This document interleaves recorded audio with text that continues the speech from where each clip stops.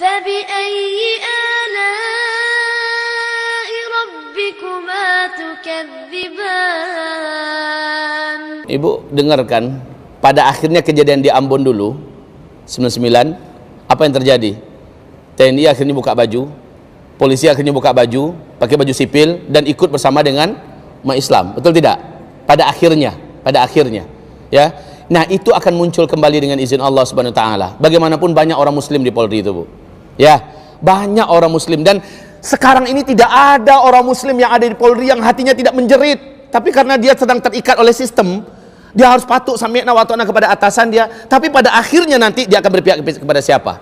Apalagi melihat NKRI betul-betul di ujung tanduk, Bu. Saya yakin, Bu, kayak di Syria sekarang, mantan-mantan militer yang Sunni gabungnya ke siapa, Bu? Akhirnya ke umat Islam kan, di Syria, di Syam, gabungnya ke umat Islam. Pada akhirnya akan seperti itu. Maka biiznillahi ta'ala kita tidak boleh terpancing, kita tidak boleh kebawa oleh emosi.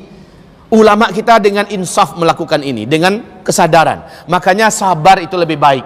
Sabar dengan apa yang dikatakan oleh ulama kita. Rasul mengatakan kepada Ammar bin Yasir, pada Umar bin Khattab udah geram nih. Ya Rasulullah, mari ya Rasul. Umar, ya, dia punya power untuk melakukannya. Lah yang lain kan enggak. Rasul menahan dada Umar. Umar, jangan dulu. Ngelihat Ammar yang disiksa, Ammar sabar, Ammar sabar. Yang nyiksa siapa, Bu? Jelas kaum musyrikin Quraisy yang ada kan? Disuruh sabar Ammar sabar. Beginilah ulama kita mengatakan sabar, jangan membalas. Ini benar. Yang disarankan oleh ulama kita saat ini sudah benar, Bu.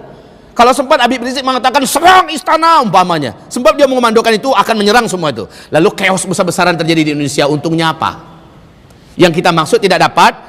Si Ahok sendiri petenteng sambil tertawa melihat darah umat Islam bertumpah di mana-mana, ulama-ulama banyak terbunuh, ya. Dia sendiri masih ketawa sambil meminum minuman kerasnya bersama dengan jongos-jongosnya yang lain, ya kan? Kan begitu yang terjadi. Rugi kita.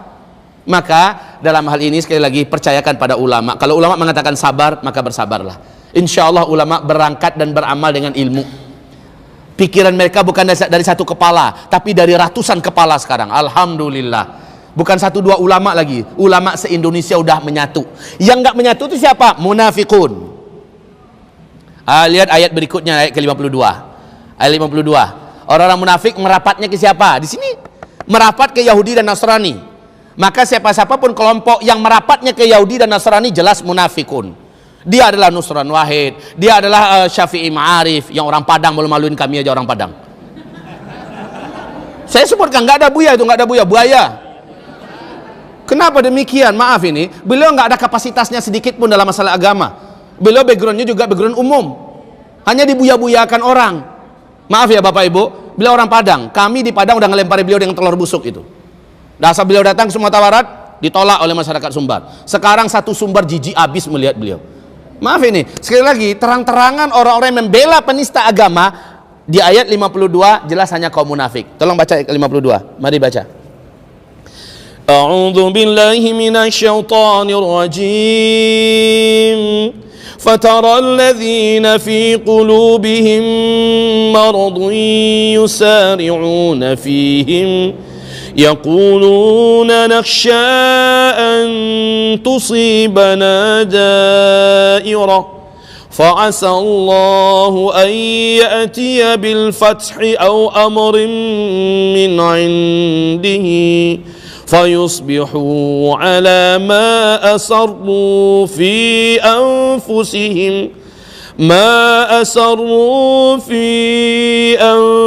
أنفسهم نادمين.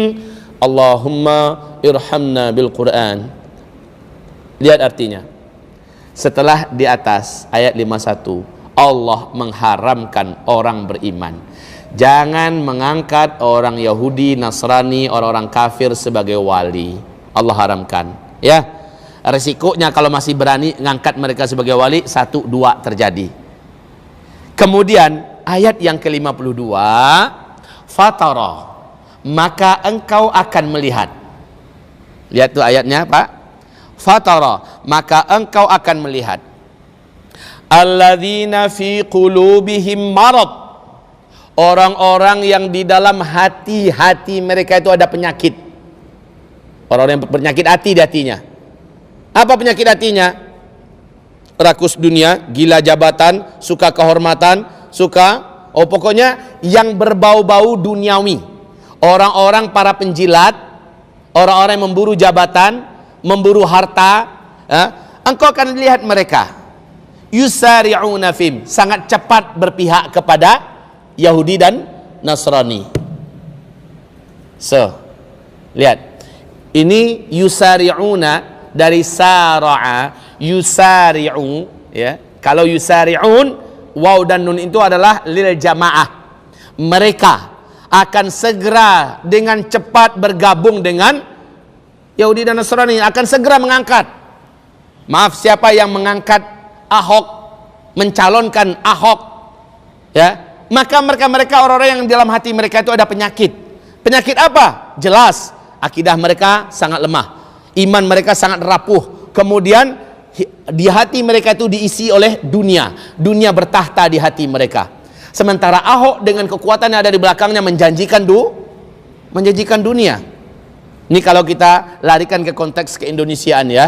Nah, kaum muslimin yang kami muliakan, sebenarnya alhamdulillah sampai sekarang ini alhamdulillah umat Islam masih terkontrol, ya. Dengan penistaan agama yang dilakukan, Al-Quran yang dilakukan oleh Ahok ini, ada nggak sekalipun saja umat Islam atas nama mainstream, ada nggak yang menistakan agama Kristen?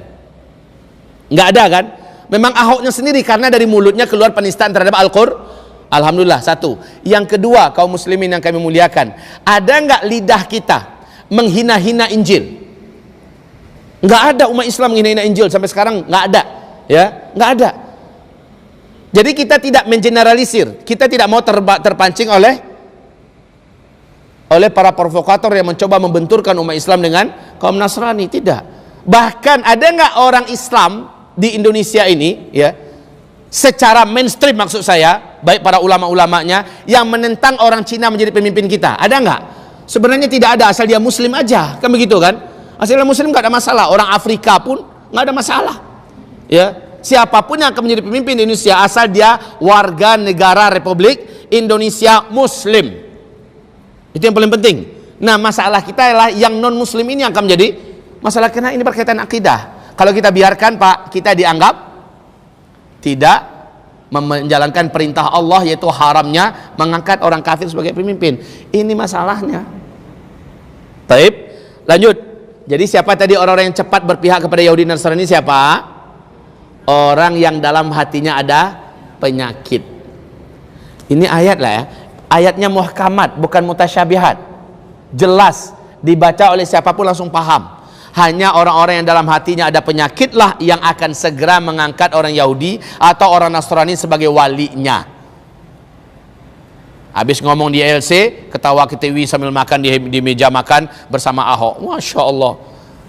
Mengatasnamakan cendekiawan Muslim, mengatasnamakan penasehat MUI, mengatasnamakan, waduh, Masya Allah. Udah jelas sekali, Pak. Dan Allah perlihatkan mereka satu persatu. Fala araftahum bisimahum, engkau benar-benar akan lihat mereka dengan cara-cara mereka bicara, dengan sikap-sikap mereka. Mereka pihaknya ke siapa? Begini mainstream umat Islam se-Indonesia tidak rela menuntut, ya, agar Ahok dikasus. Dia malah membela. Udah kelihatan nggak kemana mereka sebenarnya? Udah kebaca. Baik, tapi kalau seandainya mereka taubat, ada peluang nggak Allah menerima? Ada peluang nggak? Pasti, Pak. Selama nyawa belum nyampe di sini, Allah pasti akan menerima seberat apapun dosa yang dibuat orang itu. Selama matahari belum terbit dari sebelah barat, Allah masih mau terima, insya Allah Ta'ala.